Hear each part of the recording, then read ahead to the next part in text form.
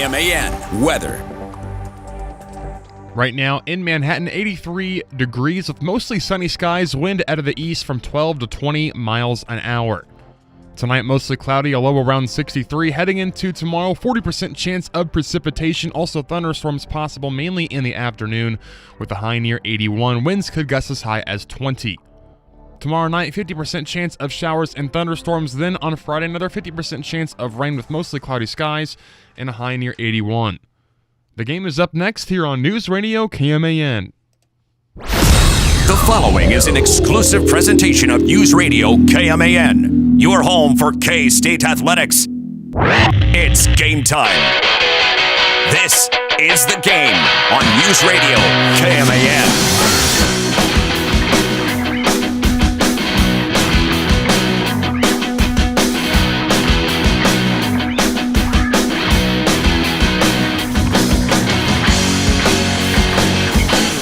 Mitch is not with us here today on the show, but I just saw a tweet that he made a couple of hours ago. Toby pointed my attention to it, and I got sad because if you haven't heard, K-State has announced, or I guess just it's been released, when they're going to be playing in their first 3 weeks of the season. A night game against Nichols, and morning 11 a.m. kickoffs against Washington State and Tulane. And he brought it to my attention via Twitter that, of course, Manhattan has road games to both Mill Valley and Dodge City before those 11 o'clock kicks. So Toby and I, before the show started, we're in the studio doing math on, okay, when are we going to arrive home? What's the amount of sleep that we're going to be able to get before we have to be up to cover the game the next morning? And I'm not looking forward to, what night is? I don't even know which night Dodge City is. It might be the Tulane game. But either way, 4 hours home from Dodge City is going to be brutal to get up for the 11 a.m. kick for Tulane. Yeah, the Dodge one's going to, just like you said, brutal. That's 4.5 hours? Is that? It wasn't quite 4.5, 3:47 if you're going fast, which Mitch likes to go pretty speedy, so we might make it 4.5, so or 3.5. So maybe we'll get it in, 1:31 or so. But I'm not holding my breath right now. Yeah, I'd say 2 a.m. is probably a safe bet. But for the time we get settled back in here in Manhattan, and then gosh, I like to be at the K-State games when I'm covering them 2.5 hours early, but that one might be. That might be a show up at 11. Yeah, call it a day. Let's just make kickoff for that one. Also, very happy that I'm no longer commuting to Junction City after we get back from the road games, because that would not have been. Just tack out another 30 minutes and call it a day. Welcome to the game, Cole Dutchendorf alongside Toby Hamas. A full 2 hours today. Then we have Royals pregame at 6 o'clock. First pitch at 6:40, and man. Royals, that last night was rough, I think is the best way to put it. 15-1, the loss at the hands of the Yankees. We'll talk about them a little bit later on in the show because, man, it's just been a brutal couple of weeks for the boys in blue. We'll hit a couple of other storylines from SEC spring meetings just from the rest of the day yesterday and earlier today. But the biggest thing, we'll touch on, again, these TV and kick times that were announced for weeks 1 through 3 for K-State football. Also, we talked about the off-field ramifications for Rashee Rice yesterday. So today we'll talk a little bit more about the on-the-field side of things and the wide receiver position as a whole for Kansas City, which, by the way, Toby, did you see that video of my GOAT dropping back on that left knee brace? He's at the OTAs. He's ready to go. I did not see anything, but I'll be excited to check it out later. Yesterday, it was on the Chiefs' social media. They posted it out. He quote tweeted it with his favorite emoji, the clock. So Patrick Mahomes is, as of right now, participating in the voluntary minicamp, I think is the correct terminology for the section of the season we're in right now. Voluntary minicamp, OTAs, I don't know, something like that. Whatever the case is, he is participating at the moment, and he is getting ready to go for that Monday night kicking off against the Denver Broncos on week 1. But it is Wednesday, and I don't know anything about AEW and wrestling or where they're at, but I do know we have our friends from K-State Online along for the ride today. Mason Voth stepping in on short notice. Mason, thanks for taking some time and spending the day with us today. First question for you, of course, how was your Memorial Day weekend? It was fine. I didn't really do anything too crazy. Went golfing Friday afternoon with my wife and daughters riding along, and we only got 9 holes in when my wife realized that, yes, there are going to be bugs outside on the golf course, and she was tired of dealing with them, so we left early. But it was good to at least get 9 holes in at the esteemed links at Pretty Prairie. So did that, and then I went up, saw some family on Saturday. My brother-in-law in Topeka, and then Sunday and Monday we kind of did some stuff around the house. So nothing too crazy. And now I've got weddings back-to-back weekends coming up. So that is where my attention lies. A lot of travel coming up with those. And I won't be able to banter with you as much as Mitch does for Survivor. I know nothing about it, but since we talked to you last, I believe Survivor has concluded, at least this season. Were you satisfied with the end of the season? I mean, I wasn't going to be over the top with whoever ended up winning. I think of the 3 that were in the final 3, I think that Aubrey was the deserving winner. And there's been a lot of bitterness by people afterwards, and they can't understand why. It's like, well, you guys may or may not understand this, but she was like, the entire time people were like having her on the bottom, and we need to get her out, and they never did. She kept kind of fighting it off. She wins, final immunity, and it's like, if you have somebody that you keep saying, hey, we're trying to get them out, and they're clearly on the bottom, and then they survive long enough, then you're clearly not good at the game. And so, yeah, she deserved to win. And I hope that we see Jonathan play again and a few more from this season. But that's basically the takes that I have from that anticlimactic ending, because I wasn't rooting too hard for anybody that was remaining in the game. And just clarifying for my own good, is Survivor your favorite reality show of all time? That's really the only reality show that I watch. That's fair. So yeah, I would throw it into that category, because it's almost like watching Survivor is almost like watching sports. Like there's still some like the same pacing and drama to it as opposed to some others. And it's not like over the top, like fake manufactured drama with a bunch of like idiots. And there are a fair share of stupid people that are cast on the show occasionally, but for the most part, like they're semi-normal people, as opposed to, if you're, my brothers liked watching Big Brother growing up. I mean, that's just lowbrow television, and that's on like 4 days a week. I don't have that commitment, but I can do one night every Wednesday, sit in bed and watch with my wife for an hour and a half and have a good time talking about that with her. What even is Big Brother? I've never watched a single episode of it. I've never dug into it further than just hearing the name of it. What is the premise of Big Brother? Well, the term Big Brother, it's kind of like that. They throw a bunch of these people into a house over the course of like late summer, and they live in this made up house that's on like a studio lot for CBS, and they live there until they vote people out or whatever, and they're just constantly watched 24/7 in this house. And there's other challenges. Like I said, not for me. Low brow, which is why my brothers are into it. Survivor far too sophisticated for them. But yeah, it's not something that's grabbed my interest. Plus, a lot of talk about nepo babies in the world right now. Julie Chin, the host of Big Brother, she's a nepo wife. Her husband, Les Moonves, it was like, I don't know that he still is, but he was a head honcho at CBS for a long time. And so then you kind of go, oh, I understand why she has that job for so long. So yeah, I don't want any Big Brother. I'm Survivor guy. My guy, Jeff Probst, the host of the show, Wichita native. So we got the ties there.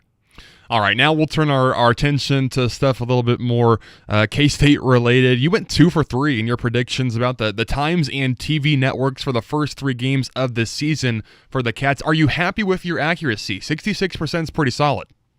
Yeah, I am. And what really kills me on this, I just talked about it with Drew Galloway earlier today, is in a text message between me, him, and Scott Wildcat. We were kind of going back and forth on these games, and I kind of asked for their opinion because I said, hey, here's what I think.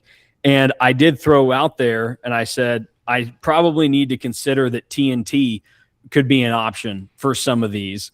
And of course, I was like, I'm not gonna get that bold with it. I should have, because I thought that Washington State game felt like the perfect scenario for it. And so as Drew and I were talking today, I went back and I searched my messages for TNT to go find the actual text that I sent him saying, hey, this might be a thing.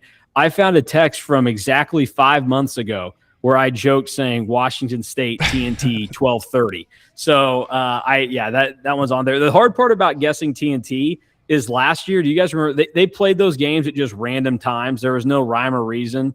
Like, we know ESPN's got an 11, 2:30, 6 o'clock, 9:15 window. TNT was just kind of like, we're going to throw something at a wall, see what time sticks. But this year, maybe they're going to be a little bit more formulated with it. But I felt good about it. I spent a decent amount of time. It's two of my biggest loves in life are K-State athletics and sports media. So I was able to kind of project a little bit. I enjoy doing it, and fortunate to get 2 of the 3 games correct, and disappointed in myself for not following my gut and taking a big swing on the Wazoo game. Are there any takeaways that you have for the times and dates for the first 3 games of the season? I mean, it's not the most groundbreaking stuff in the world, but we do have more information, and that just means that football season is that much closer. Yeah, I mean, I enjoy it. The 6 o'clock ESPN Plus game to start against Nichols, that's a layup. That's a free space. You have to go back to 2009, the last time that K-State played an FCS opponent during the day. And that was also kind of weird because they played 2 FCS teams that year. And so they started the year at night against UMass, and then they played a game in the afternoon against Tennessee Tech a few games later. So that made sense. And plus, you want to guarantee at least one night game, especially now that you got somebody paying for big fancy lights at the stadium. You want to make sure those get used at least one time.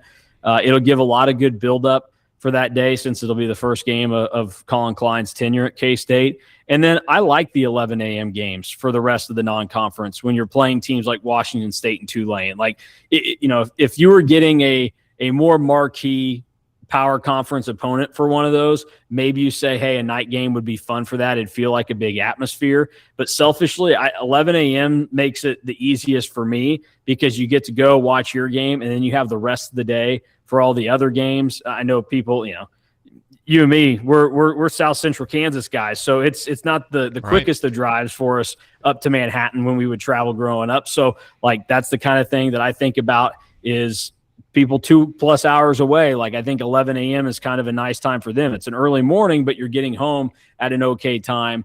And it again gives you the rest of the day. And plus, when you're playing these non-con opponents, you like to go get your win and then get on with the rest of it and kind of relax the rest of the day.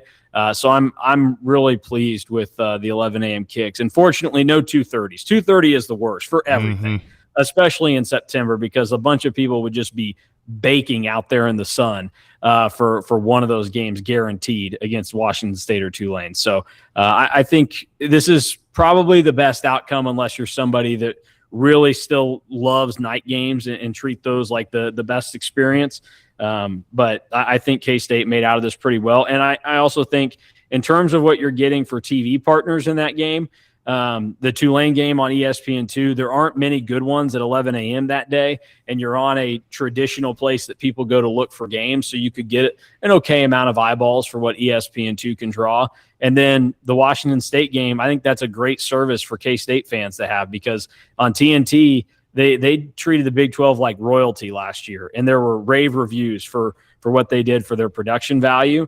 And some people pointed it out on our message boards, but they instantly thought, hey, last year they did the little Inside the Program documentary before the TNT games for a Big 12 program last year. K-State only played one TNT game last year, so they did it for the KU game where they kind of went inside the program. We're going to get that week 2 in all likelihood for K-State against Washington State now, which is really entertaining considering the fact that it's a brand new coaching staff, a new season, and you're going to get that look inside early on in the process. Might give us a little bit more insight as opposed to, last year, like it was fun. It was KU week and all that, but the season was already in the crapper by that point. So there wasn't a ton of excitement and momentum for the program, whereas it's going to be pretty packed once you get to that time for Washington State. So I think pretty good outcomes considering what was available for the opponents. Mason Voth of K-State Online is our guest. One more quick question for the schedule before we get into anything else. the rest advantages are pretty rare in college football, other than a team's coming off a bye. That's pretty much the only time you're going to see a rest advantage in terms of one team having more rest than the other. But this year, Washington State plays in the Apple Cup on that Sunday, and it's a morning kick for the Washington State game. Is that something that you think, is that a legitimate benefit for K-State to have one more day of rest against Washington State? It probably doesn't hurt. I think that you may be able to get a slight advantage out of it. Honestly, I think more important than the game being played on a Sunday at 2:00 in the afternoon Central Time is that you're in a situation where they're playing their rival beforehand. So like they're starting their season off. Normally season openers, there's a lot of energy in them already, but then you factor in playing a rival on the road. Like you're going to be pretty high on that. And Washington State probably isn't going to be very good this year. So they could get a pretty good whooping by Washington, and you could get a really battered Washington State team by week 2 already. So I think that more than anything probably provides the best timing for K-State. One other thing that I'll say about the schedule before you move on, the other date that was put out there, we don't have a time for it yet, but they mentioned that the Arizona State game is going to be on one of the ESPN networks. I would just tell people that indicates to me there's a very, very good chance that road game at Arizona State will be one of those post 9:00 kickoffs. Right. If they're already claiming it, which if you're going out to Tempe for that game, I think you're really pleased with that. You kind of get your full day. You can make a little bit more of a trip out of it. Like I know if it's a night game for that, I'm taking my golf clubs and I will be playing golf Saturday morning in Arizona. But if you're at home, you're probably sitting around all day going, oh, this is dreadful. I hate these late kickoffs. And typically the road team doesn't fare very well in those late kicks. But I would about bet that K-State gets a post 9:00 kick for that game against Arizona State with what we know now. Mason Voth of K-State Online is our guest. We'll take our first break and come back with more with Mason after a break on News Radio KMAN. Hey Manhattan, it's time to celebrate. Summer is just around the corner and there's no better way to celebrate than an old-fashioned neighborhood barbecue get-together. Manhattan Day's annual celebration will be held June 6th town-wide. Designated a leader for your neighborhood. Sign up online by visiting our website, decide if you need to block off any streets, and reach out to all your neighbors and set the barbecue site. Yes, someone's home. If streets need to be blocked off, the City of Manhattan is waiving the fee for this fun event. Call the Manhattan City offices before May 27th, 785-587-2480 to make arrangements to fill out some paperwork. On June 5th, if you've registered your neighborhood, stop by Manhattan Broadcasting at 2414 Casement Road between 11 a.m. and 2 p.m. to pick up your free hot dog and free hot dog buns. Let's celebrate Manhattan, our community, and our neighbors together with this annual Manhattan Day on June 6th. City of Manhattan, the Mercury, and Manhattan Broadcasting. For more information, visit our website and get registered for Manhattan Day. Can you help me access my work computer now that I'm working from home? We can do that. Is it possible for you to troubleshoot my computer without me coming into your store? We can do that. I'm getting messages that my password's been compromised by hackers. We can. And that I have malware installed. We can. I don't even go to the mall.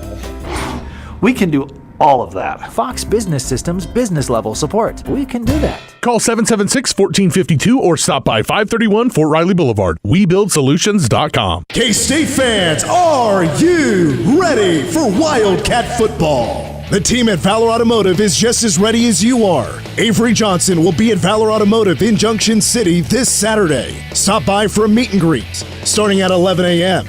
Then starting at noon, he'll be signing autographs until 1 p.m. Plus, there will be snacks, cookies, and refreshments. Don't miss your chance to meet Avery Johnson this Saturday, May 30th at Valor Automotive. Valor Automotive, join the family and feel the Valor difference.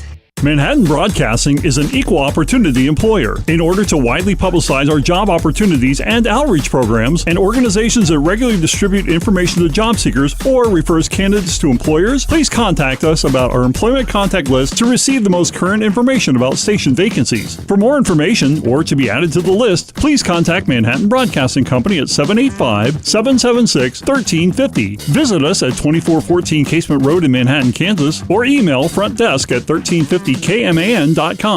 Standing at the edge of a rocky shore, you breathe in the cool, salty air, watching the sun disappear on the horizon. Across the globe, someone begins their day along a sandy beach, listening to the rhythm of the crashing waves. You each envision a world beneath the water, vibrant life in every imaginable form. Now, imagine it's all gone. What was once a place of wonder and beauty is now a dull, lifeless wasteland. Food, jobs, medicine, all gifts from the ocean, all gone. Time is running out to protect our oceans, and without our love, everything the oceans provide can and will disappear. It's our choice. Love it or lose it. Help protect our oceans. Visit World Wildlife Fund at wwf.org/love. Hiya, Queen of All Knowledge here, reminding you, creeps out there on the internet hack, scam, and trick savvy cyber users every day, but we can fight back. It's as easy as IC3. If you're a victim of online crime, don't give up. Visit IC3, the FBI's Internet Crime Complaint Center. Your tips help the FBI track down cyber criminals around the world. Report your crime to www.ic3.gov today.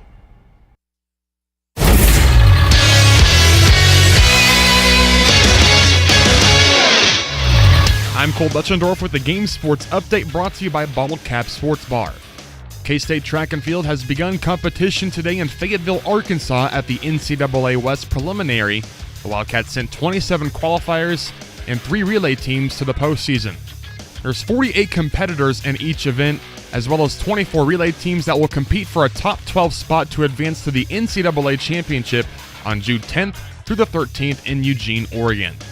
A couple of events have already finished. Tachikamba won in the long jump, actually won by quite a bit, 8.75 meters.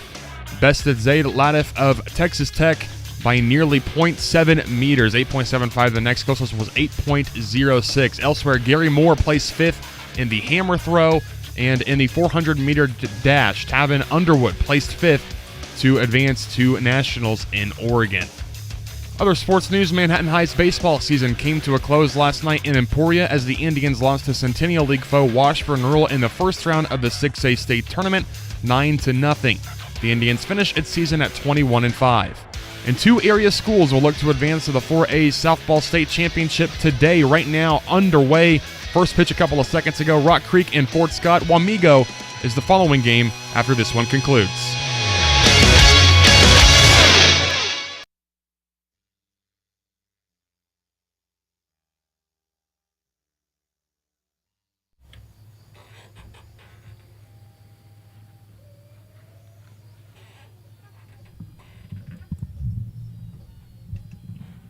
The game continues on News Radio KMAN. Cole Dutchendorf, Toby Hamas across the glass, just to go over some of the track news a little bit more in depth. Didn't have a ton of time on that last one. A couple of more events have taken place. The men's 400-meter hurdles is also was at 3:20 earlier this afternoon. Thomas Canavet was in the top 15, I believe. It's the top 3 in each heat that advance, so I don't think he will be advancing, but still information to follow from that. Other than that, K-State doing a pretty solid job so far. I mean, Tachikamba has literally the longest jump in the nation this year, and he dominated today, but also inside the top 6. 2 other competitors for K-State in the long jump. That's kind of their thing this year. I think they are the best, the number 1 ranked, or inside the top 3 at the very least, long jump in outdoor track and field. Gary Moore has been really solid all season long. So K-State men doing well on their first day. How the schedule works is it's today and Friday for the men, tomorrow and Saturday for the women. 14 men were sent to this event, 13 women. But back to our guest, Mason Voth of K-State Online. Now, there have been a few pieces kind of K-State basketball news, and I want to start out with K-State has a plan, and you wrote about that recently on K-State Online. How nice is that to see that in all areas of running a basketball program, whether it's a roster building, whether it's schedule building, K-State has a legitimate plan in place that they are following pretty much to a T. It's nice, and it's not just the fact that there is a plan that is being followed and kind of stuck with. It's that we're actually kind of told what the plan is. It's not just Yeah, trust me, bro. Like, we've done this before. Most of us were assistants for a really good coach. So that means we're really good coaches, obviously. We know what we're doing. Don't question us. We don't owe the fans anything. You don't need to know what we're planning to do to make things better. So it's really nice that last week when we heard from every new assistant coach for K-State basketball, they just kind of echoed the same things that Casey Alexander has said. And then that they went into detail like, hey, this is what I'm doing. And you can tell that they all have attacked their specific jobs with kind of the vigor that you would want. I mean, you look at a guy like Wes Long. I thought he was the most fascinating guy that we heard from last week, and just how detailed he was with really the 13 games that he's in charge of helping get scheduled for K-State. Where that non-conference, how do you build a schedule? Why do you make this move? Why do you do this? I think that's a really positive thing. The fact that they've come into this process and they're not worried about playing a team like Wichita State. That's going to be a fun game for fans to have. And the last staff swore it off once the series that Bruce Weber had agreed to had ended. So I think there's a lot of positive things with where this thing is going. And again, it doesn't mean that it's a guarantee that it works out and that K-State returns to where they're supposed to be as a basketball program. But at the very least, I don't think we're going to look back on the Casey Alexander era whenever it comes to an end and say, yeah, they didn't give the proper effort and assessment that was deserved for the program. You mentioned something I want to touch on next, that Wichita State game.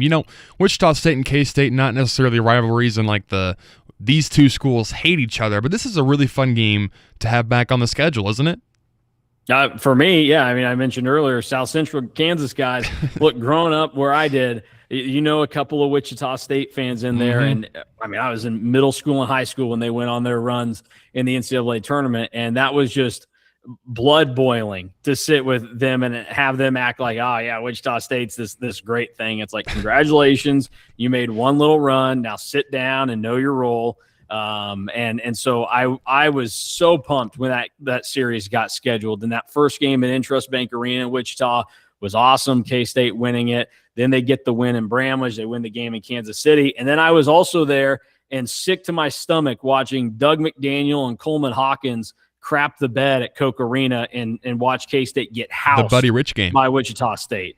And so that was like that. And that's what this is all about. Like, if you want the joy of winning fun regional rivalry type games, you also have to take the bad that goes with it sometimes. And the staff's not worried about it. They made the comment that you shouldn't be, when you schedule a game, you shouldn't be worried about the outcome, because your program should get to a place that you're good enough that when you have something there, you don't go, oh no, what if we lose? Or how do you, you just plan on winning it.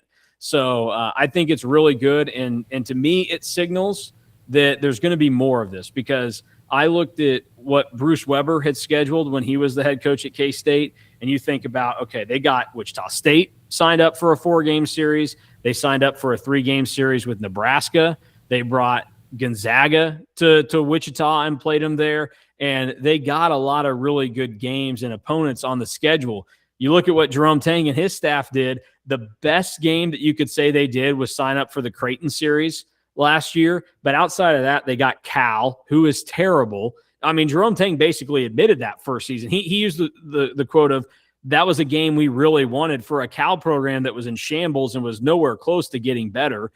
So bad. LSU, terrible, not worth it. Seton Hall hasn't been good for a while now. Those were the types of teams that he was getting on the schedule, and he wasn't putting Nebraska back on the schedule to continue that series. He wasn't continuing the Wichita State series. He made that very clear after they lost in Koch Arena. And, great, he got exhibitions scheduled with Missouri, but those are fake games. Nobody really cares about those. I would make the bet right now that at some point in the next 3 seasons, K-State and Missouri have a series agreed to. That is on zero information, just from my point of view and how I feel like this is going and how this staff is operating. Some of these regional games are going to come back.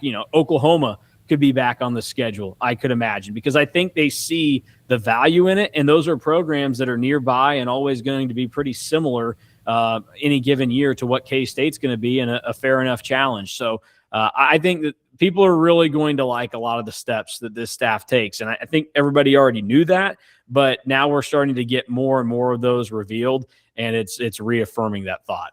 And this is kind of just continuing the thoughts that you've been going over the last couple of minutes, but it also, the fan investment in non-conference, you got to think it only skyrockets when you're getting some of those regional matchups where, again, maybe not rivalries in the traditional sense of what a rivalry is, but K-State and Nebraska are not fans of each other. K-State's not fond of Oklahoma or Missouri. That's just going to rise up the fan base earlier in the season, you would think. Yeah, absolutely. That's exactly what you would think. So I really like it. I think that this is, they had already what I would say is a tougher schedule for a year one program than most, with the fact that you had a go-to-players era. You knew that Creighton was already going to be on the schedule, Seton Hall. You could have hid behind some of these games and said, hey, we already know that these are happening. But to go out and get Wichita State to play them in Kansas City is notable. And, I think they were looking for another power conference team that they could have gotten a home and home set up with. And I just don't know that it materialized with how they got into the process. But they're going to be aggressive in this. And honestly, the thing that people should take away from it, if they are scheduling like this in year one, it tells you that they think this team is going to be at least some level of decent for them to be able to go out and compete, because they could have avoided putting Wichita State on the schedule. Wichita State's going to be a candidate to win the American next year. And now that's a one-bid league. It's not a great conference, but Wichita State's going to be solid next season. You could have avoided that and just played another nobody and left it with the games that were already guaranteed. But they got that one. They wanted another one. That typically means that, hey, you think you have something, because it's a death sentence to load up on a ton of games that are going to be losses for you early in the season. You're better off just getting a bunch of meaningless wins and then seeing if you can go 500 in conference play. So I'm really excited about what's going on with K-State basketball right now. You touched on a little bit there already, but just given the media opportunities that we've had with the coaching staff so far and just the early impressions of this new coaching staff, what do you feel like is some reasonable expectations fans should have for this first season with Casey Alexander?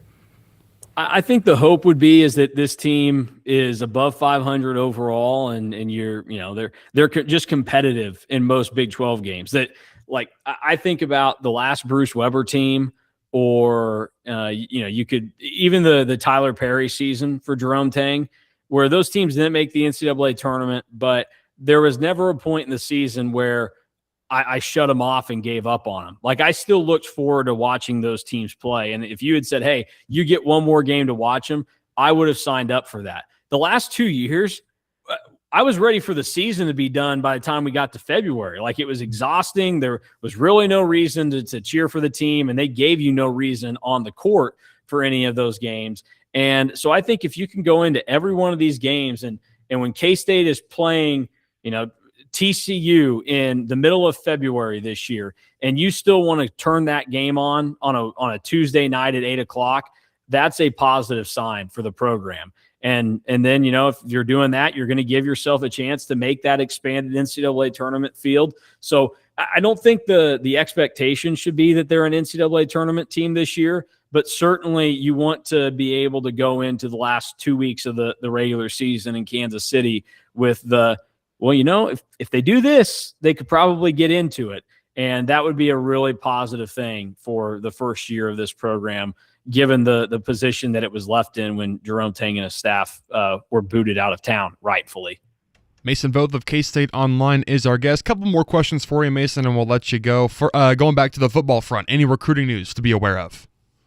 Well, they picked up a commitment from a safety out of Texas, Bryson Dossett, over the weekend, so that is notable. They're starting to fill up some of these spots and positions, which is going to add some urgency for some guys that are getting ready to come in for official visits, which this is going to be the first big official visit weekend of the year. And probably most notable out of the way that the visits are going to line up is Braden Harris, who's an offensive lineman out of Jackson, Missouri. It was thought for a little bit that Missouri was probably the front runner here. It was Missouri, Arkansas, and K-State that were in his top three. But some things kind of started to shift where you started to think, okay, K-State's really making a good move here. Well, earlier this week, he eliminated Missouri, and he replaced them with UCF in his top three. So he's going to make 3 official visits. He's going to come to Manhattan this weekend, Arkansas next weekend, and then UCF the following weekend. UCF seems to be the one that's kind of surging. He's a 4-star on Rivals right now, top 200 player in the country for the class of 2027. I think you would want to be aware that there could be a commitment from him after this weekend. And if he doesn't commit after this weekend being in Manhattan, or at least call off the 2 visits after, then you might start to wonder if this isn't as much of a lock for K-State. But that's probably the recruit that I would have the closest eye on right now if I'm a K-State fan is Braden Harris. And finally, will the Royals ever win another game? At this point, I kind of hope not. I mean, this is like K-State basketball this past year. I just hope a bunch of these losers have max suffering. Matt Quatrero, do something, show some emotion, maybe quit going to, it's just confounding. The guy is all over the place with, Lane Thomas needs to play today. We can't play Jack Caglione today because we're facing a lefty. Oh, that would be terrible. Vinny Pasquantino, maybe shut up and actually hit the ball. Like, don't just go in there and be Mr. Tough Guy in the locker room trying to police the team.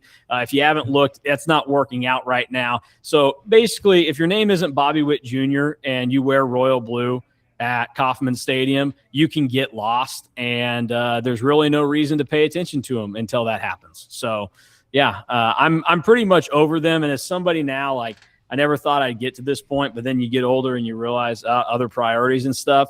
I can't spend every night of my week watching the Royals when I've got 2 kids and a wife. I need to pay attention to them too.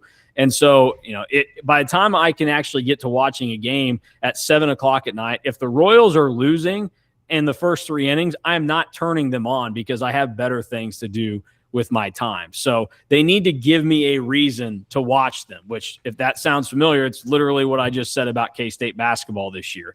The only difference is I believe in the people that are trying to turn K-State basketball around. I do not believe in the people trying to turn the Royals around currently. I'll tell you what, the 2025-26 season of rooting for my teams has been pretty brutal. I mean, K-State sports in general, terrible. The Chiefs were terrible, the Royals are terrible.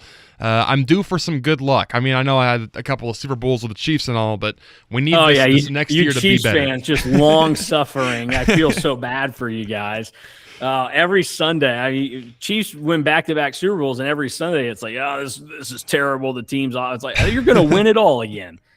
You can handle one down year. Plus, look, if I was a Chiefs fan, I would just keep saying, yeah, what do you expect? Patrick Mahomes, they had a chance to make the playoffs every snap he took. Then he got hurt. Of course we didn't make the playoffs last year. It's that easy. The Chiefs are going to bounce back. I'm a big believer in them. Mason, appreciate you taking some time with us today, as always. Yep, no problem. We'll see you.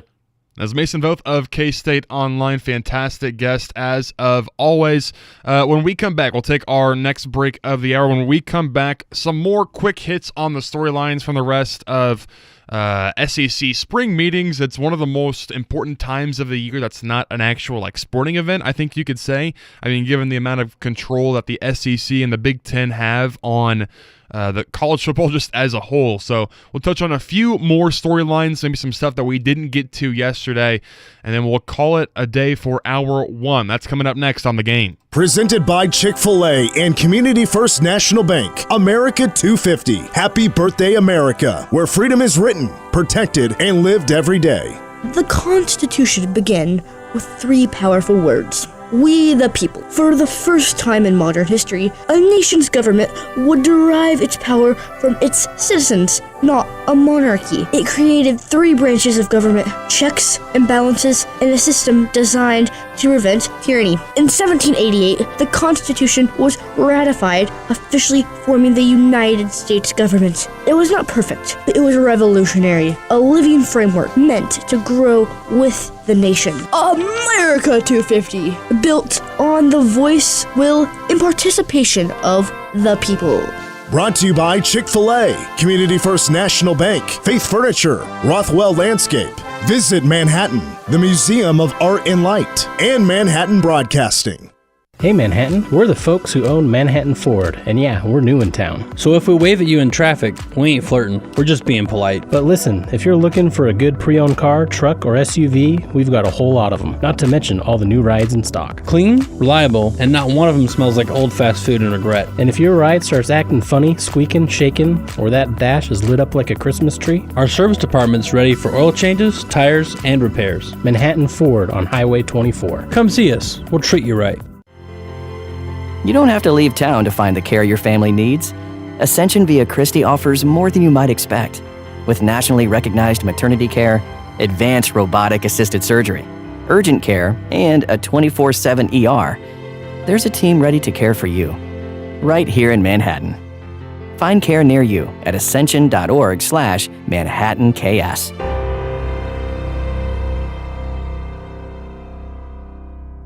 American Family Insurance. Rob Wild here from Wild & Associates. I get it. Running a small business isn't easy. We're a small business too, so we know how much time, effort, and heart goes into what you do. That's why we take the time to guide you through your coverage and make sure your business is protected from the unexpected. Call us today, your local insurance team that truly understands small business. This is Rob Wild, agency owner, Wild & Associates, LLC.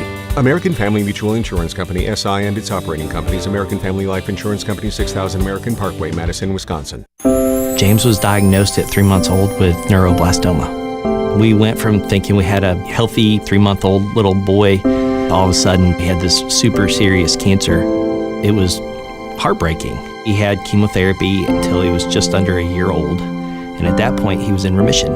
Went that way for a year and then relapsed February of 2023, and here we are 1 year later finishing up treatment, hopefully. The research is extremely important. The treatments that they're developing here get shared with all the doctors to help treat children worldwide. It's contributing something like one more piece of the puzzle to curing this horrible disease. We all want the same thing. We all want our children to live, have long, meaningful lives. Finding cures, saving children.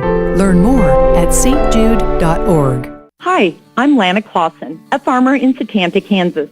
I'm proud to support the next generation of ag leaders through the America's Farmers Grow Ag Leaders program sponsored by the Monsanto Fund. Each year, farmers can help local college students by endorsing them for a $1,500 Grow Ag Leaders scholarship. The program provides more than $500,000 each year to students looking to study an ag-related field. Students, apply today for a chance to win a $1,500 scholarship. Visit growagleaders.com. News Radio, KMAN, weather. Right now in Manhattan, 83 degrees with mostly sunny skies, wind out of the east from 12 to 20 miles an hour. Tonight, mostly cloudy and a low around 63. Then the next couple of days, chances for rain and thunderstorms starting tomorrow. Chance of showers. Thunderstorms also possible after 1 with cloudy skies and a high near 81. That chance of precipitation at 40%. I'd like it bumped up to 50% both tomorrow night and on Friday and on Saturday as well. Saturday a high near 82.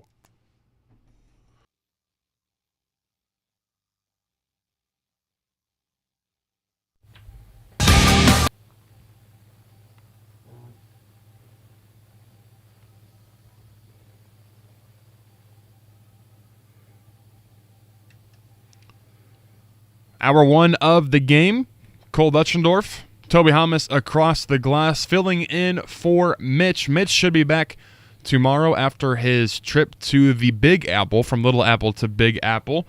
Excited to hear some of the tales from his trip to NYC. Reminder that the game is brought to you by Bottle Cap Sports Bar. Trivia is tonight. Tim hosting. Toby, I told Tim this yesterday.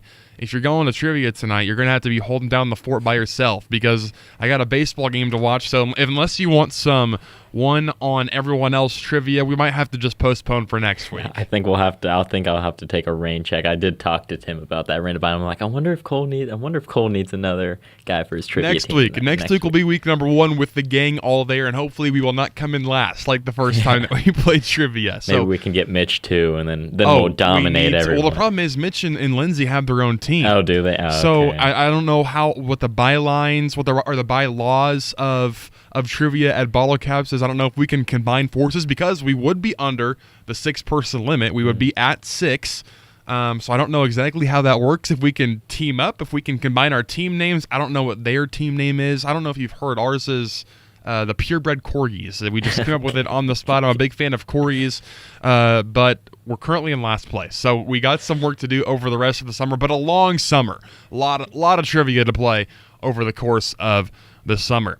Well, today was day 2 of the SEC spring meetings, and we got some more storylines, some from today, some that I just didn't get to touch on yesterday because, like I talked with Tim, you could make this into probably a 2-hour show. There is just so many things that come out at an SEC spring meeting. I mean, all these coaches are getting up at the podium and they're trying to push some of the things that they want to push, whether that's about their team, whether that's about college football as a whole, etc., etc. I did see there was a Lane Kiffin story today. Didn't have the chance to read through it, but I'm sure there was some great stuff in there.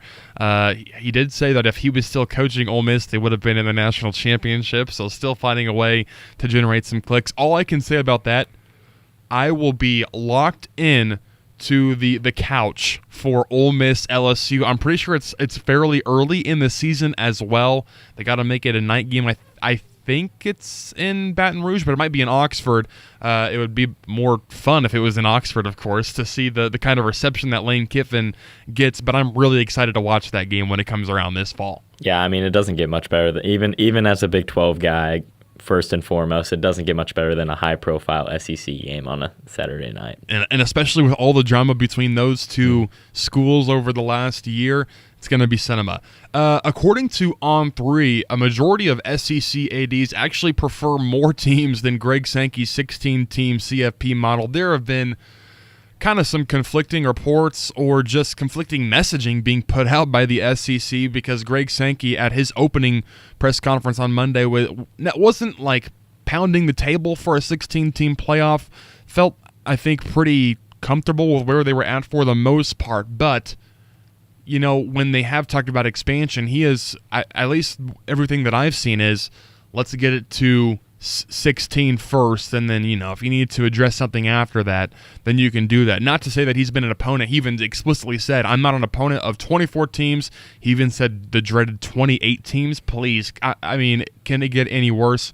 But it is interesting to hear that SEC ADs, they want to expand that to 24, and that makes sense. I mean, it kind of goes along with that Coach Elko quote yesterday where it's, we're going to do and say what is best for us. So I want 40 teams. I want 50 teams. Let's make the entire college football field inside the college football playoff. And that's the same thing for SEC ADs. If they can get some more money because their team is in the college football playoff, then by all means, let's expand this playoff as high as we can and get as many teams in this thing as we can because I want my university and my program to have more eyeballs, to have more revenue ultimately. If I can get more money through it, then let's do it.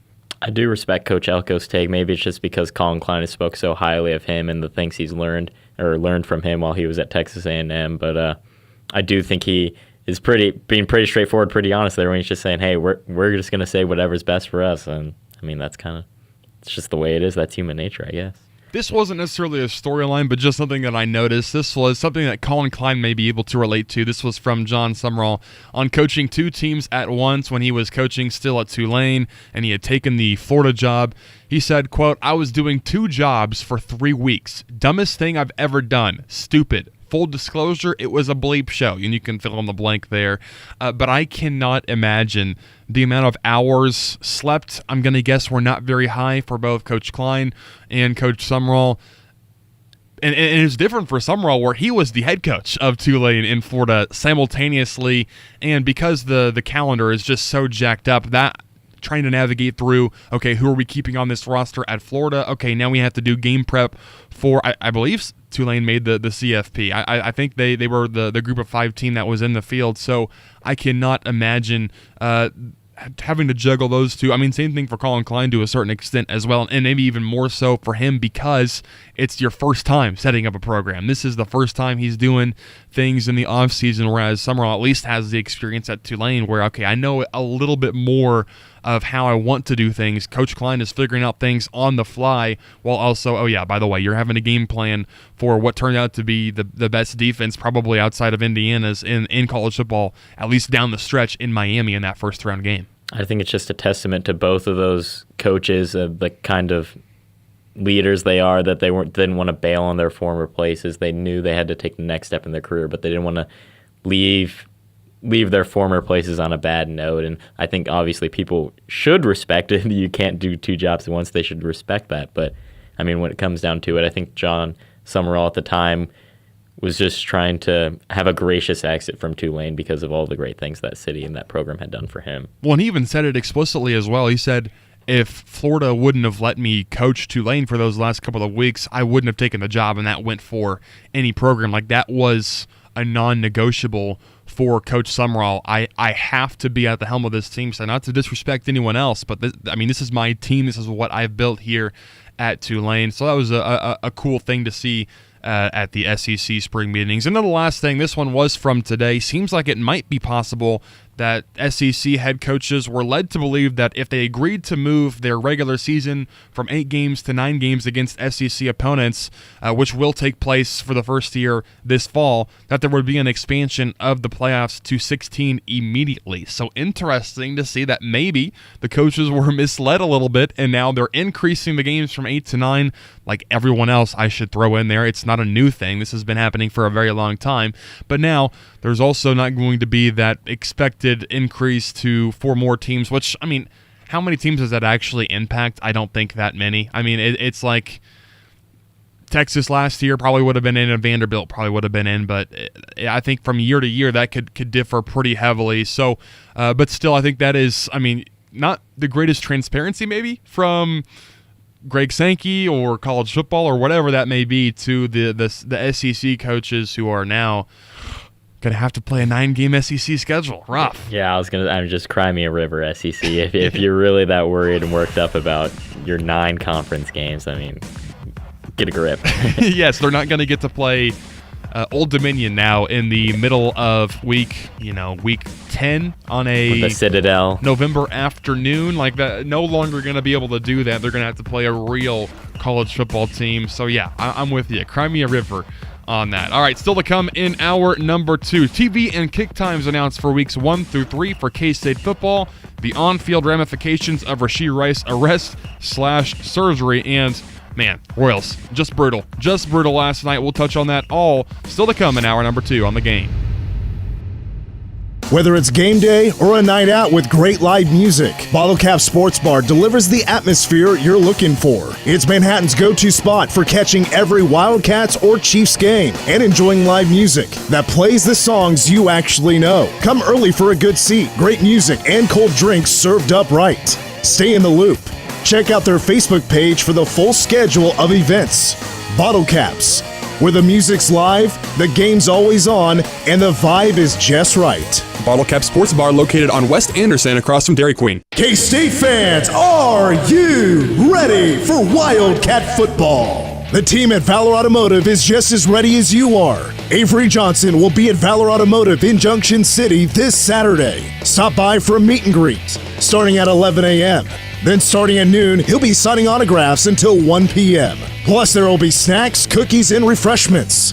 Don't miss your chance to meet Avery Johnson this Saturday, May 30th at Valor Automotive. Valor Automotive, join the family and feel the Valor difference.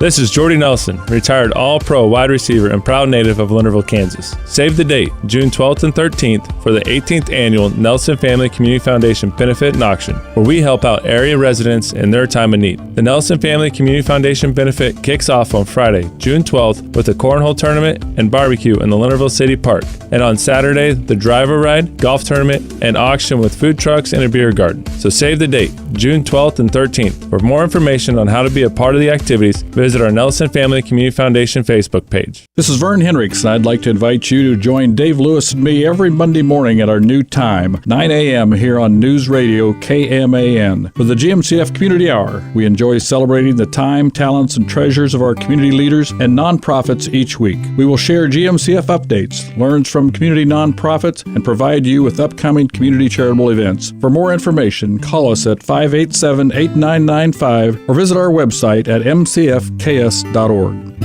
GMCF, helping you make a difference.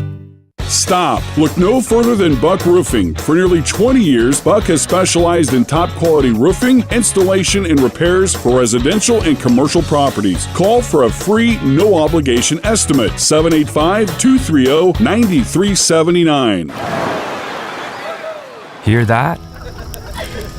That's the sound of your life. Perfectly imperfect. Beating in rhythm to the world you've created.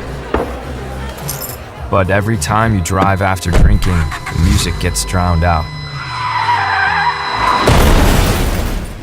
Your life sounds pretty great. Don't let a buzz ruin it. Buzz driving is drunk driving. Don't drive buzzed. A message from NHTSA and the Ad Council. Manhattan's first for news, sports.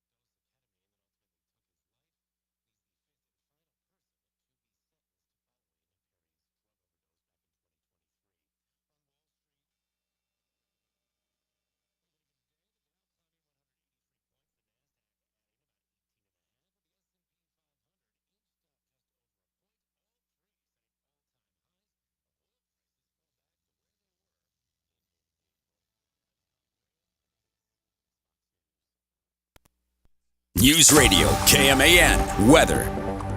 Beautiful day in Manhattan, 82 degrees with mostly cloudy or mostly sunny skies, wind out of the east at around 12 miles an hour.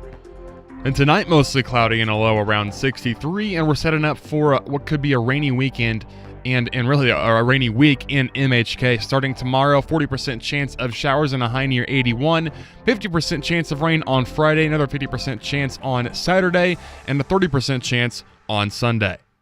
K-Man Daily Weather is presented by Fox Business Systems. How much does downtime cost you and your business? Don't let another second go by. Call Fox Business Systems at 776-1452.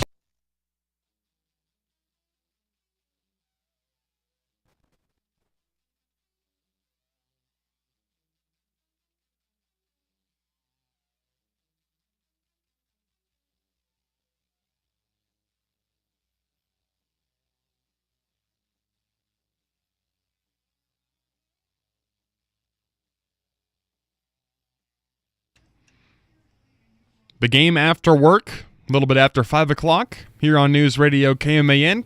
Cole Dutchendorf with you.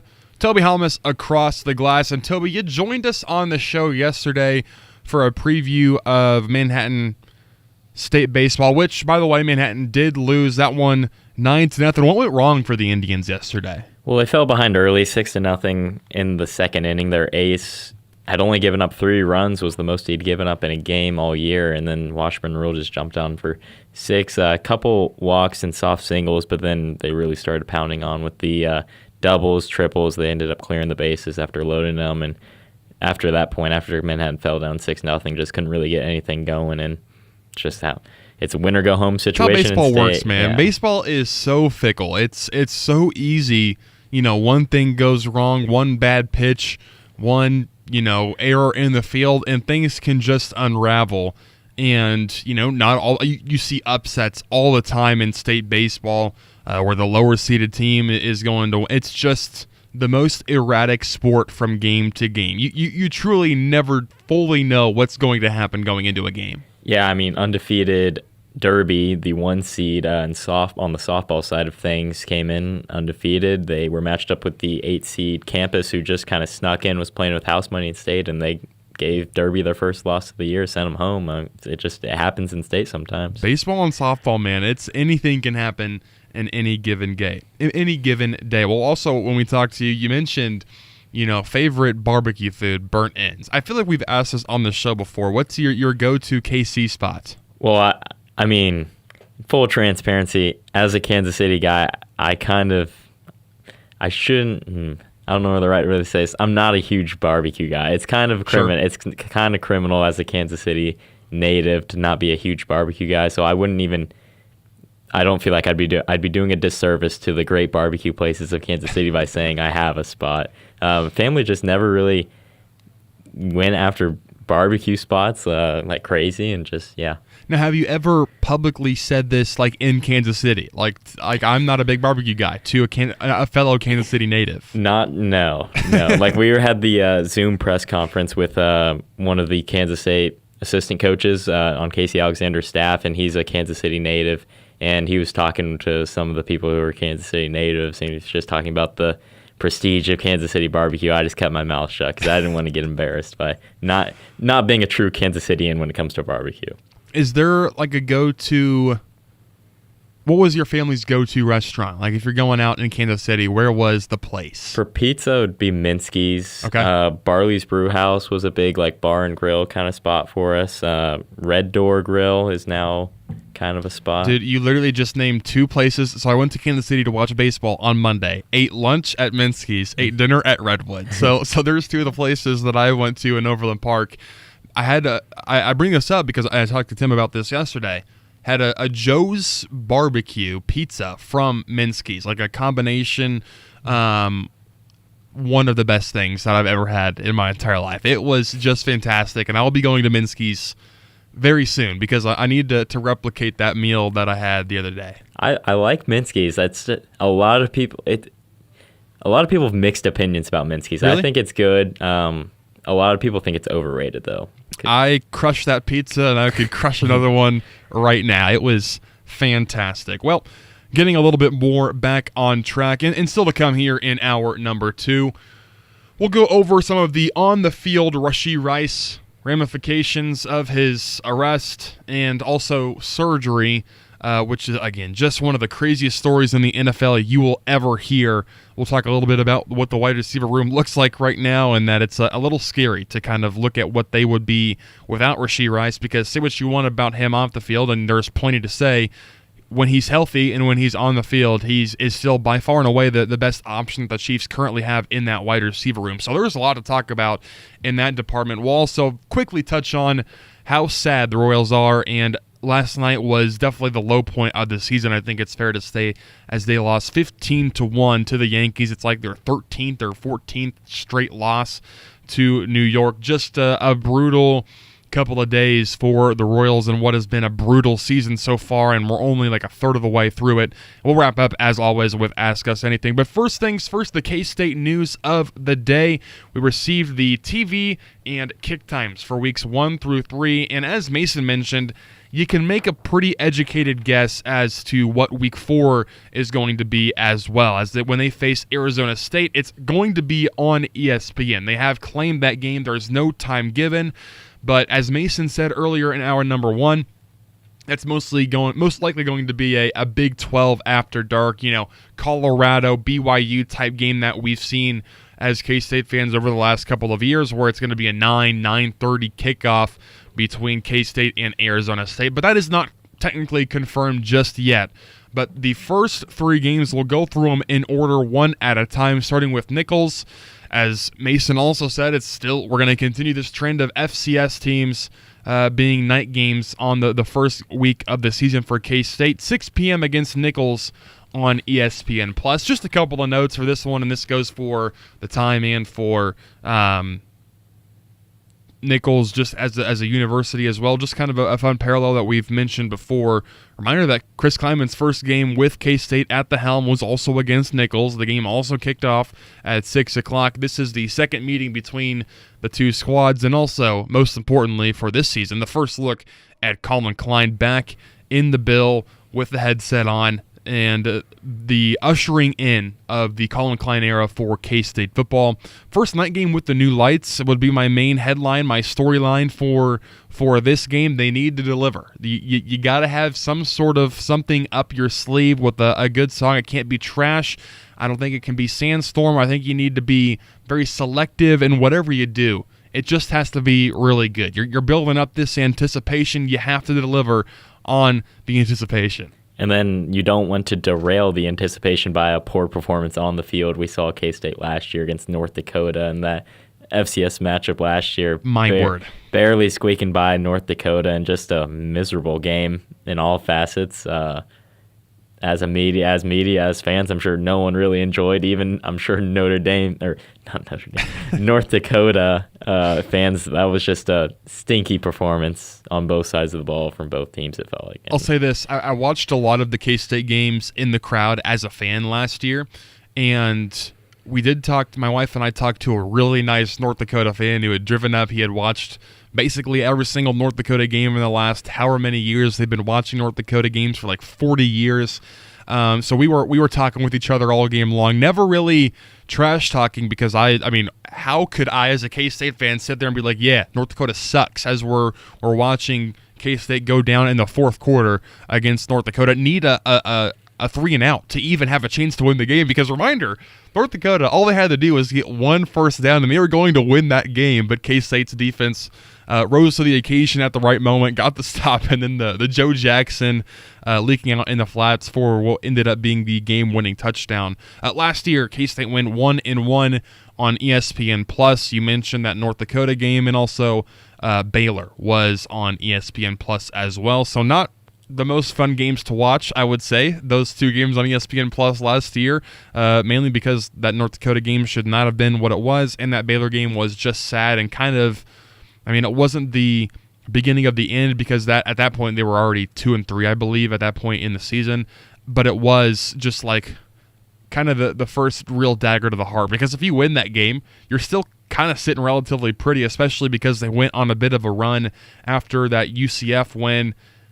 Before the game against Texas Tech, they had at least a chance to stay in contention, but those two quick early Big 12 or 3 early Big 12 I should correct myself, 2, because the Arizona game was not the Big 12 game last year, I believe. But those 2 early losses basically just the season's over before it even started. Yeah, I think there was some optimism that in case it was in a position to win that game, it was like, okay, you had a rough start to the season, but you can kind of fix things, turn them around if you get a win in Waco, and then just see where you go from there. But at that point, it was kind of a turning point in the season. It's like, well, kind of just chalk up a conference title at that point. I mean, because you're early in the season, you already have 2 or 3 losses, and I'd say it was a turning point in conference play specifically for the K-State last year. And my hot take for that game will always be that they should have declined the face mask penalty on when Jace Brown got his helmet ripped off on the long bomb. They should have declined it because then they would have had more room to operate within that 4-minute offense, whittle all the way down and then win on a walk-off field goal. But we're getting way too deep into the weeds at this point. Week 2, Washington State. It's a morning game on TNT and HBO Max. We mentioned this earlier. It's the Apple Cup for Wazoo the week before. Shout out to John Groves, is who pointed my attention to it first on Twitter. Washington State and Washington being played on Sunday. I don't think we have a time for that one yet. At least when I looked up Washington State's schedule earlier today, I didn't see one. I'm going to check real quickly to see if maybe Washington football has it on their schedule so far. I know we have obviously the date change for that first week. Instead of playing on that Saturday, it'll be on that Sunday. It'll be 1 p.m. on Sunday. So, if that game finishes at 4, it'll be an 11 a.m. kickoff. It's basically a full day less of rest that Washington State will have coming into the game against K-State. K-State played one game on TNT last year. It was a pretty fun one, the Sunflower Showdown shellacking that they handed KU. And as Mason mentioned, I'm continuing to just go back to what Mason said, TNT did a really solid job with their broadcasts last year, and I really enjoyed watching. I mean, part of it was K-State played a really good game against KU, but I really enjoyed watching that game on TNT.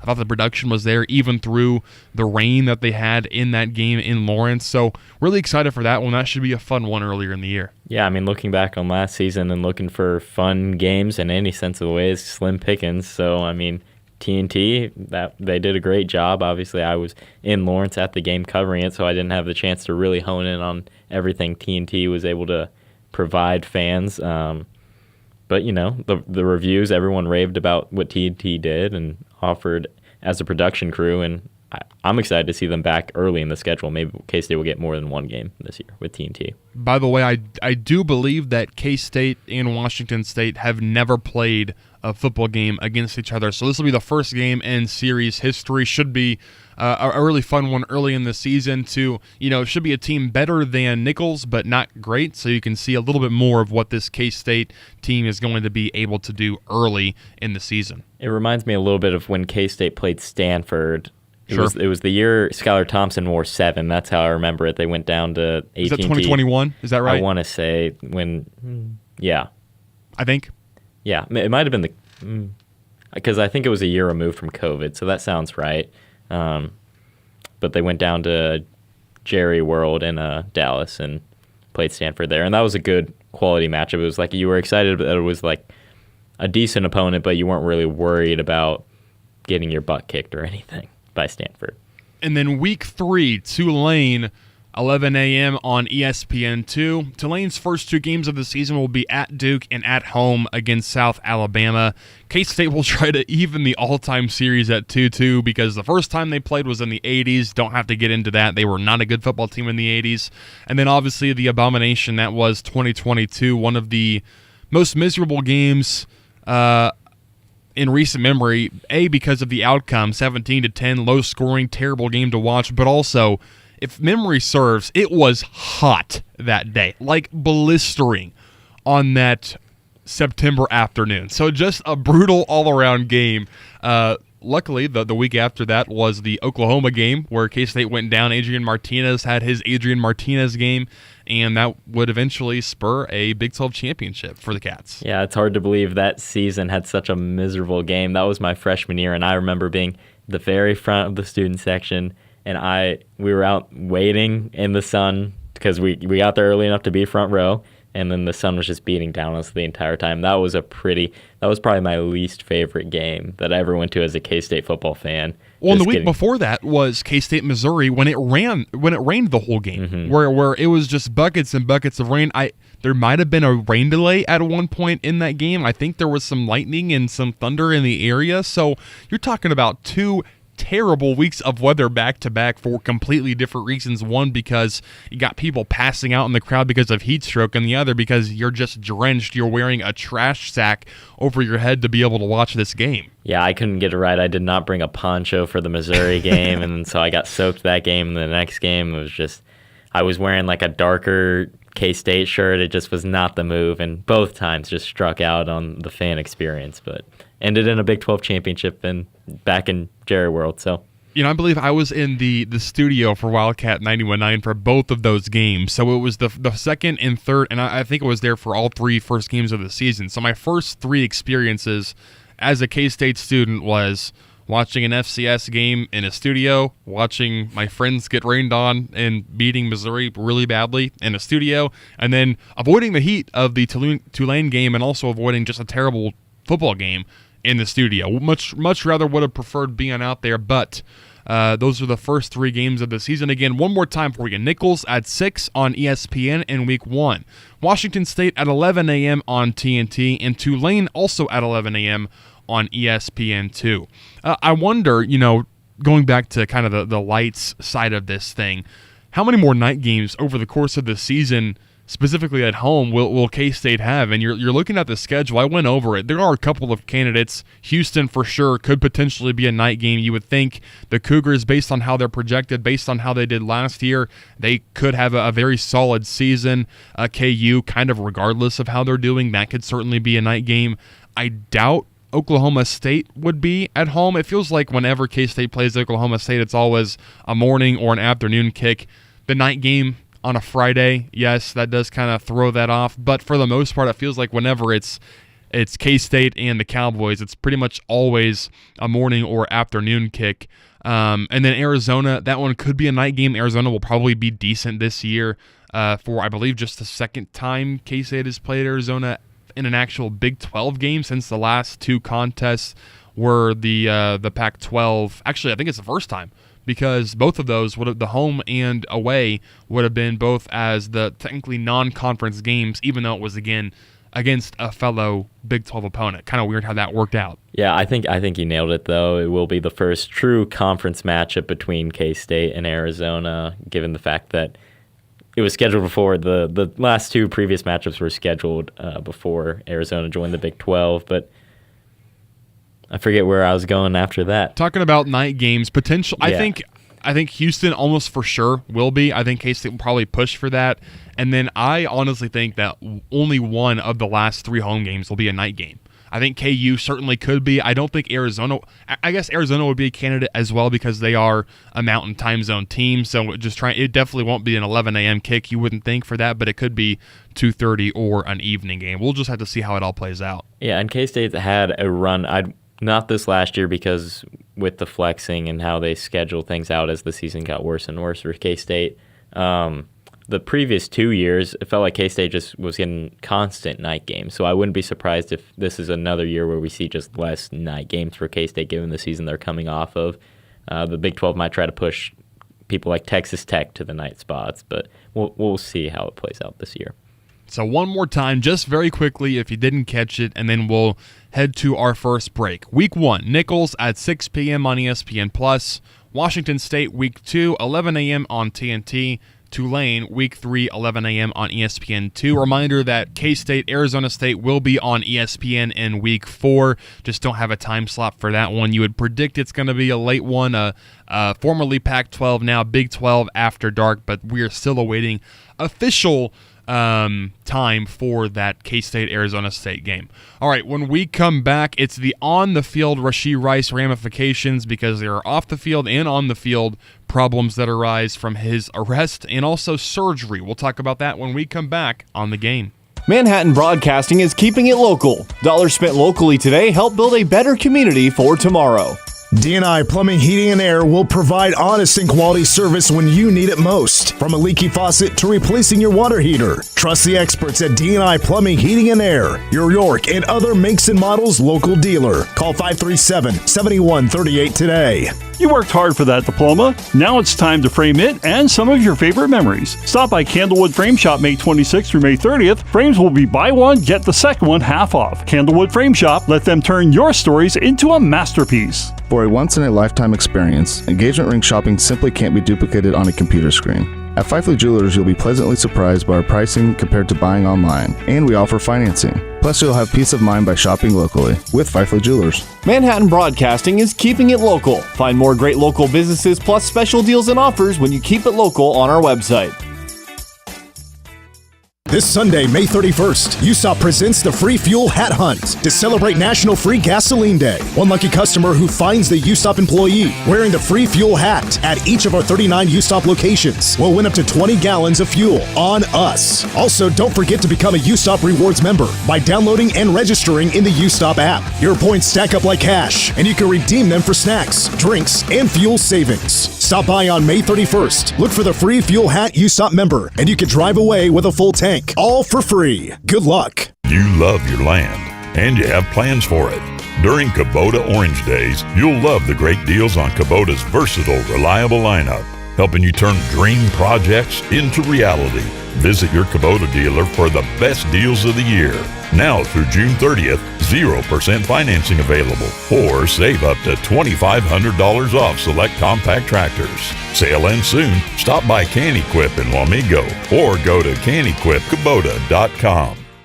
This is Brad Jones, owner of Home of the Flint Hills. When someone you love needs memory care, it's not just a decision, it's personal. At Home of the Flint Hills, we offer memory care in a warm, home-like setting where residents are known by name, not their room number. We provide compassionate care for every stage from early memory loss to advanced dementia. We currently have immediate memory care openings available. If you need help now, call 785-494-2600 today to schedule a tour. Home of the Flint Hills, Christ-driven, family owned, uniquely yours.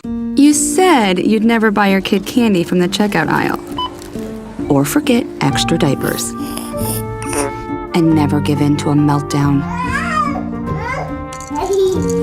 You'd never lick your thumb to clean their face. Never let them have too much screen time. And never bribe them for just one more bite. You say you'd never let them out in public without their hair brushed. Never, ever become a minivan mom. And you'd never give them your phone for a quiet dinner. Calling boss work phone. So when you say you'd never leave your child in a hot car, no, it can happen. Cars get hot fast, and kids can be at risk in temperatures as low as 60 degrees Fahrenheit. Never happens. Before you leave the car, always stop, look, lock. Brought to you by NHTSA and the Ad Council. I'm a pretty great multitasker. I can wash dishes and do laundry. I can roller skate while walking my dog. I can even order lunch while doing my homework. But I can't use my phone while driving. A distracted driver is one of the leading causes of death in the United States. So when it comes to driving, please, don't be a multitasker. Don't drive distracted. A message brought to you by the National Highway Traffic Safety Administration, Project Yellow Light, and the Ad Council.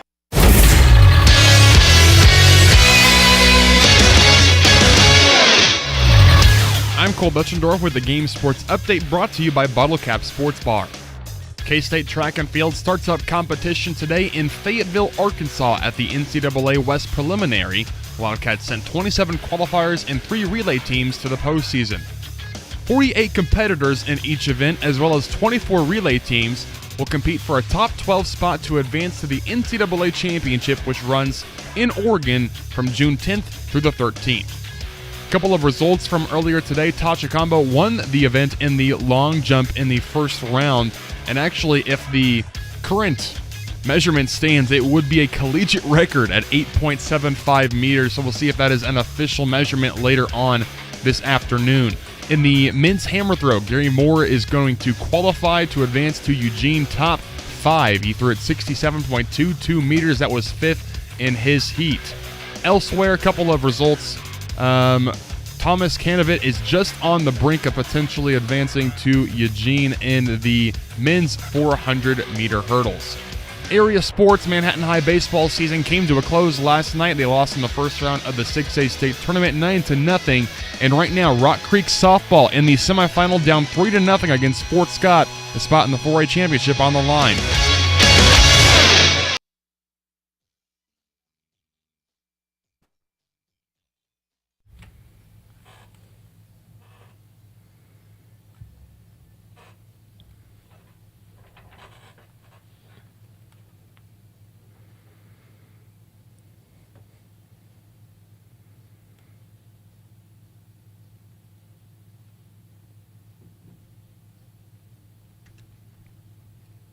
One more update for the area schools in action in softball. It is Rock Creek and Wamego on opposite sides of the 4A bracket. Right now, Rock Creek trying to down number 1 seed Fort Scott.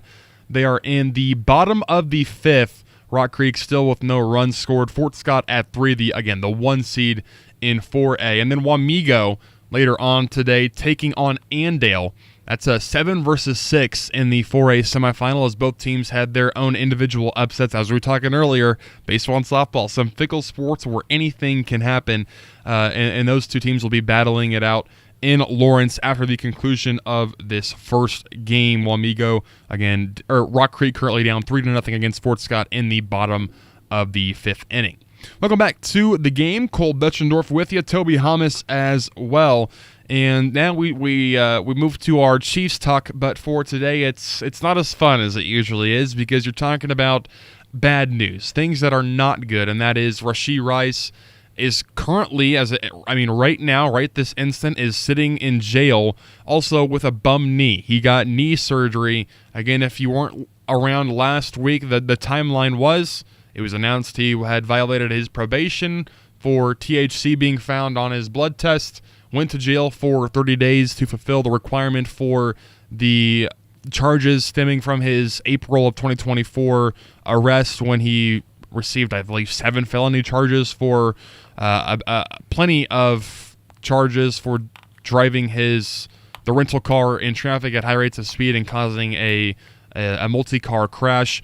Violated the probation, went to jail, and then, oh, by the way, he had surgery on his knee to remove some debris about a week before he was sentenced to serve these 30 days. So we talked about the off-the-field stuff yesterday, about how you just can't rely on him. Well, that kind of continues to the on-the-field stuff because, yes, the off-the-field stuff has been a headache would be an understatement, no doubt about it. But the biggest problem is the Chiefs did so little to address the wide receiver room in the offseason where you felt going in, this is probably a top 2 issue / need on this team. It's certainly defensive line with a bullet. Is 100% number 1. That was addressed a lot. You got Kyrus Tonga inside the building at defensive tackle. Peter Woods, you spent a first-round draft pick on him at defensive tackle.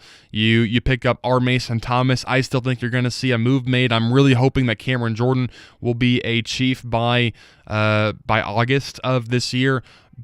Then you look at the wide receiver side of things, and especially if you look at 2027, this team has 0 players under contract is what it feels like. I mean, it's just not a very deep room at all. You take Rashee Rice out of this group, they're probably a bottom 4, bottom 5 wide receiver room in the league. You add them in, they're probably a top half wide receiver room, but still, that feels like you're banking on a guy who has played 13 games in the last 2 years to A, stay out of trouble, and B, stay healthy. Now, I understand his knee injury. It wasn't like it was just a random cut. He literally got his knee bashed in by Patrick Mahomes on a freak accident.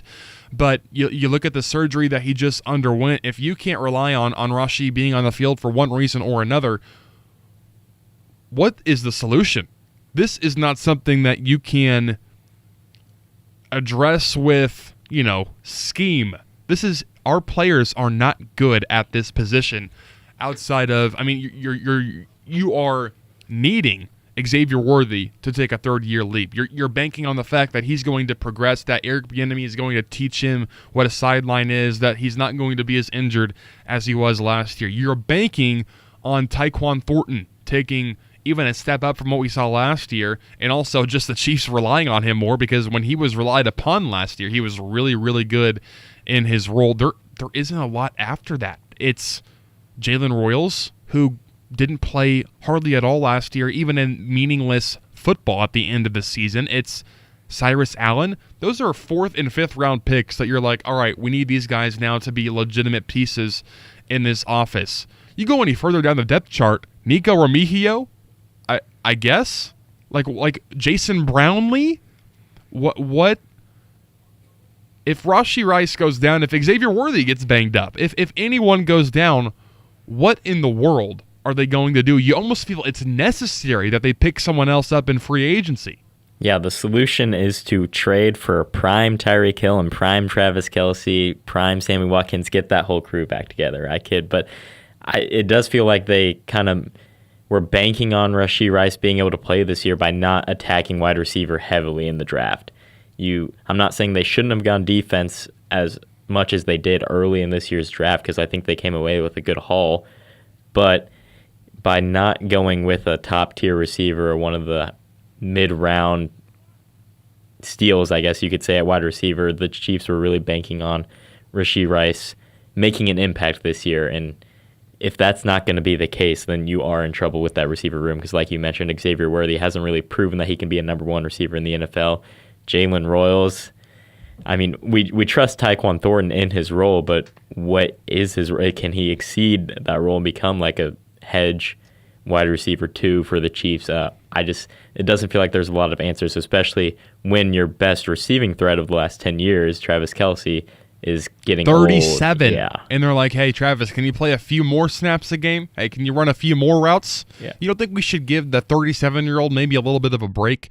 How I heard it said was from Joshua Briscoe of Kansas City Sports Network is this is a team that for the last 3 seasons has continually, from season to season, operated under the guise of Rashee Rice is going to be this team's wide receiver 1.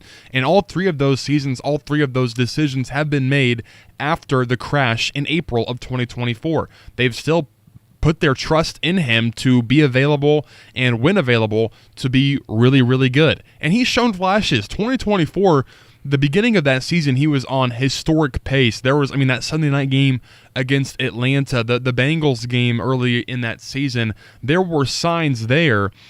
But he has shown through partly no fault of his own due to the injury sustained that season, and also through 100% part of his own in terms of not being able to stay out of trouble off the field. He's not reliable in one way or another. So there are some free agent options still on the market. I might have you just kind of gut reaction when I'm bringing up these names, how you're feeling about potentially seeing these guys in the offense. And I should say, the Chiefs would need to move some money around. They just did sign George Karlaftis they reworked his contract to create a bit of cap space. Creed Humphrey would be a potential for someone they could work around. Nick Bolton would be a potential. Trey Smith would be a potential target for some restructuring to move some money because they still need to sign the rookie class. They have not signed first rounders yet in Peter Woods and Mansour Delane. But here are some free agent options that are still on the market. I'm just going to go not like super rapid fire, but I'm going to let you give your 2 cents. I'll give mine and we'll move on. Deebo Samuel still available. I don't hate it. I actually would not be opposed to that one. I know he hasn't shown his flashes that he showed previous years and recent years, but I would not be opposed. Biggest thing for Deebo, injury. He has not been very healthy over the last couple of seasons, but in terms of the skill set, he does a lot of what Rashee does. In terms of, I'm going to win over the middle, I can work in space, I can make the first guy miss and pick up some yak. He would be kind of the one-to-one Rashee Rice replacement in terms of if Rashee's not going to be available, Deebo would be a pretty good replacement for what Rice does. And it seems like he's looking for kind of a reset in his career too, where things haven't really gone his way recent years. Maybe it could be good for both sides to kind of have a fresh restart. This one I have so many mixed feelings about. Stephon Diggs. I have seen the rumors or people wanting for that. That just seems, I don't know. That just seems like you're asking for trouble. I mean, he can't stay out of the headlines either, for different reasons, but he can't stay out of the headlines for off-the-field stuff either. It's my thoughts exactly. In terms of on-field production, if you can guarantee that Stephon Diggs is not going to generate any headlines off the field, I think you almost press that button immediately. Because the on-the-field production, you can basically pencil him in for 1,000 yards at least. He's been solid in coming back once he rehabbed that torn ACL a couple of seasons ago. He'd be a perfect fit for the Chiefs' offense. He wins against man-to-man, which is what the Chiefs do so poorly at the moment. But because of that off-the-field, because of those off-the-field questions, to be honest, I don't like that. I wouldn't like that pickup. I could live with passing on Stephon Diggs. I will say I was surprised the Patriots didn't bring him back for whatever reason. He just had an impact. He seemed like he had a good... They cut him, didn't they? I believe they cut him. I don't exactly know, but I was surprised he's not already off the free agency board. I believe he had 1,000... Yeah, they released Stephon Diggs at the start of the 2026 league because he was set to cost $26.5 million against the salary cap, which that part adds up a little bit. Yeah, that makes sense. Here's another one for you, A.J. Brown. I'd be interested. I thought he was going to be traded. Didn't they already have a... There is like a handshake deal, but nothing is official yet because that trade has not officially happened with the team you just mentioned, the Patriots. Okay, well... And this would be via trade, so we're talking draft capital would be given up. It would be a first and probably something else. One thing that was thrown out, if you're giving up a first and a third, it's basically like saying, all right, we traded Trent McDuffie for A.J. Brown and then added like a fifth and a sixth on top of it. And I'll tell you what, I might sign the dot to make that trade. That is tempting at the very least. I would wait and see. I don't know the status of the upcoming wide receiver classes, but I would be more willing to go that route. And one thing with A.J., immediately, your wide receiver one, dependable, and there's zero question. There's stuff on the field in terms of he's a wide receiver one. He's probably going to be at least a little bit of a diva. Who cares? I think the more diva your wide receiver one is in terms of get me the ball, the better they usually are. There's zero off the field issues with A.J. Brown, and there have been none in his entirety of his NFL career. It just feels wrong to have a guy that you played in 2 Super Bowls against kind of switching sides there. Eliminated in an AFC championship game as well. Yeah, no kidding. It feels a little wrong in that sense, but, if they get the right price, I'm not going to say no. Keenan Allen. Too old. Too old. Yeah. he's past his prime. I think he had an impact. He went back with the Chargers last year, right? Well, even last year, I believe it was like 600, 700 yards, which I'm going to be honest with you, Toby, I'd probably sign up for that right now, given the current state of this Chiefs offense and this wide receiver room specifically. Yeah, I mean, if you're looking for a guy on a budget that can kind of fill in a wide receiver 2 role so that much pressure on another jump for Tyquan Thornton isn't there, I mean, I'm not opposed to that. It all comes down to the price with these sort of things. Last year, 81 catches, little under 800 yards, 4 touchdowns as a 34-year-old wide receiver. That's not bad. And again, I think he does a lot of the things you need in terms of he's not necessarily going to get open a ton against man-to-man in this juncture of his career, but he is kind of the Travis Kelce of surveying the defense when they're in zone and being able to find those soft spots in the defense. He's one of the best in the league still at doing that. That's a very important skill set to have in the modern NFL. One more in the last one for you, Brandon Ayuk. And again, this one, you're talking about off-the-field questions. He literally quit playing for the 49ers last season. So that is certainly a topic here. But also, if you're judging him based on what he can do on the field, that's another one that's tempting. You're probably going to be able to get him for cheap. His salary is like $2 million for the next NFL season. So if you give up, a conditional 6th-round pick, it's tempting. Yeah, I mean, the Chiefs love their projects to an extent, but This might be taking it a next level. Yeah, I mean, this is crazy. You've never really seen this. He just quit playing football in the middle of the year and didn't play the rest of the year. Yeah, I mean, if they got the information they needed behind the scenes and felt confident about going forward with it, I trust Andy Reid, I trust Brett Veach, but just from a fan's perspective, it seems like another headache that the Chiefs would be adding to the wide receiver room. So basically what you're hearing kind of in real time is there are some options, but all of them have their caveats in one way or another, whether it's because of on-the-field stuff or off-the-field stuff. And that's the situation they currently find themselves in because of Rashee Rice, and you can't depend on him. And if you do depend on him, I think you should look internally into where your trust is of Rice, because he's shown continually through actions that he's not someone who's dependable. Another podcast I listened to earlier today thought it was funny. What do you think that phone call was like from whoever called him to Patrick Mahomes saying, hey, Rashi's in jail? What? Also, just got a surgery a week ago. What?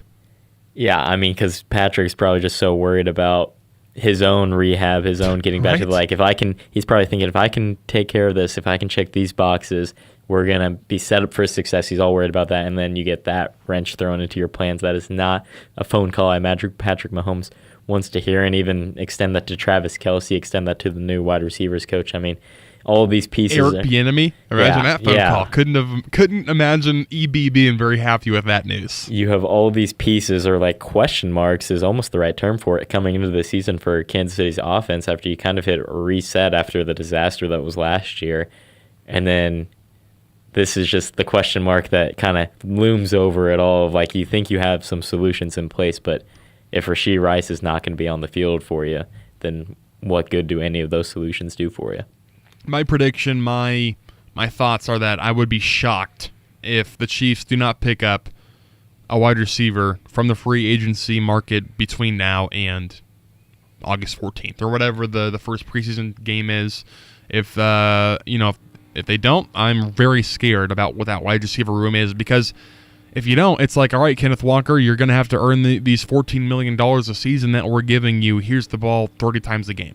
I think the Deebo Samuel, I know, is probably the biggest price tag of that group, but that feels like the right fit for me. I could even see Stephon Diggs. I would not be surprised if the Chiefs go that route. Just an update before we hit a break, top of the 7th for Rock Creek and Fort Scott.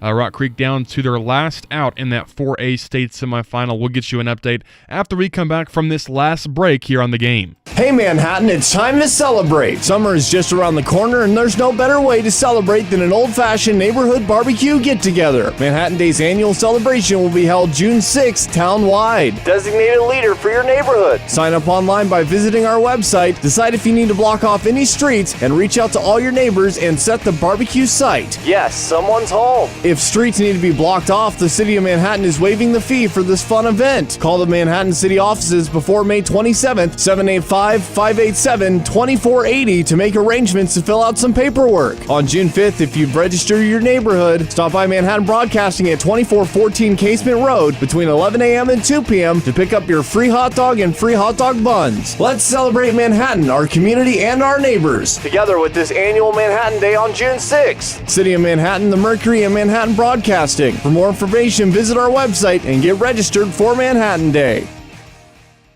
Blueville Nursery's Horticulture Hints radio show comes to your radio every Friday morning at 10 a.m. We will discuss timely gardening and landscape topics to help you keep your lawn and garden in tip-top shape. Blueville Nursery has been your local landscape service and garden store for over 50 years, and we want to share our time-tested techniques with you. From vegetable gardening, spring and summer annuals, to shade trees and lawn care, we'll cover it all. You're welcome to call into the show to ask questions that apply to your own landscape or garden. Stay tuned to Blueville Nursery's Horticulture Hints radio show every Friday at 10 a.m. right here on News Radio KMAN. K-State fans, are you ready for Wildcat football? The team at Valor Automotive is just as ready as you are. Avery Johnson will be at Valor Automotive in Junction City this Saturday. Stop by for a meet and greet starting at 11 a.m. Then starting at noon, he'll be signing autographs until 1 p.m. Plus, there will be snacks, cookies, and refreshments.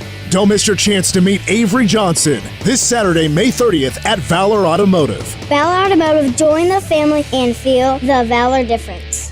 A cancer diagnosis can impact your health in many ways, including your bones. Join the Meadowlark Cancer Program on June 30th at 6 p.m. at Manhattan Public Library for Empower Yourself, Bone Health. This interactive session will offer safe, practical ways to build strength, improve balance, and support bone health during and after cancer treatment. Adults of all ages and all stages of the cancer experience are welcome. Learn more at meadowlark.org and click Community Programs. We are the keepers of the wild, America's original and most invested conservationists. For more than 80 years, we've been committed to conserving wildlife and the natural landscapes that define our nation. From rugged alpine ridgelines to peaceful tall grass prairies, we've supported the conservation of more than 36 million acres of American wildlands. Our funding has led to cleaner water, fresher air, and improved wildlife habitat. From abundant fish and waterfowl populations to robust deer and elk herds, nothing is more important than maintaining wild spaces for adventurers to explore and wildlife to thrive. We are America's hunters and target shooters, stewards of the American outdoors. America's hunters and target shooters, along with firearm, ammunition, and archery manufacturers, have invested more than $46 billion to help state fish and wildlife agencies manage and protect wildlife and wildlands across America. For more information, visit outdoorstewards.org. Nobody had to tell your grandparents not to drive while using their typewriters. Why should it be any different for us kids and our cell phones? Distracted driving was the cause of more than 3,000 deaths in 2022. Come on, we're smarter than this. Let's put down the phones and focus on the roads. Drive safe, everybody. Don't drive distracted. A message brought to you by the National Highway Traffic Safety Administration, Project Yellow Light, and the Ad Council. News Radio KMAN weather. Right now in Manhattan, 82 degrees, mostly sunny skies, wind out of the east at around 12 miles an hour. Tonight, mostly cloudy with a low of around 63, and then a lot of rain in the forecast over the next several days. Tomorrow, chance of showers, thunderstorms also possible in the afternoon. That chance of rain at 40% with the high near 81. Tomorrow night, another 50% chance of rain. Same on Friday with the high near 81. And on Saturday, 50% chance of showers and thunderstorms, mostly cloudy with a high near 82.